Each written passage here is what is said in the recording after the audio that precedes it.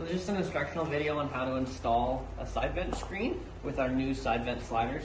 You'll be able to tell what kind of slider you have based on what it looks like on the inside. So the new style sliders actually go on after you put your vent frame bottom in, and you'll be able to tell if there's two bolts on the inside that are holding the slider in place.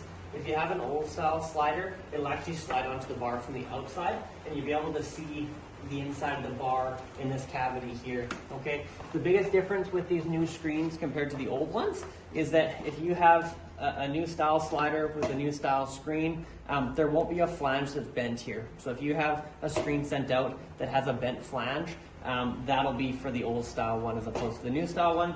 They're really simple to install. One trick that I like to use before I put them on is this bottom nut here has to be loosened off. What I actually do is over tighten it first and then back it off. What that allows it to do is stay in one place as opposed to slide down the bar, making it easy to put the screen on.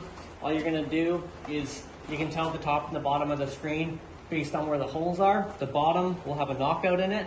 The top will have two holes that we'll put screws in after the fact.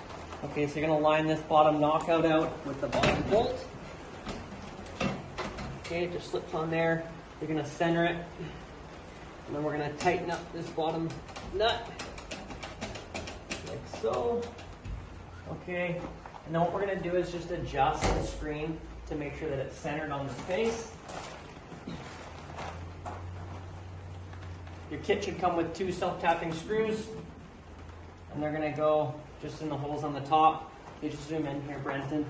You'll see on this screen, we wanna have the flange so it's centered over the side vent slider there, okay, on each side.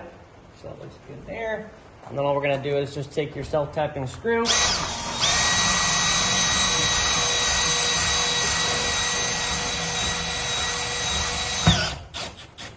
and screw it in like so.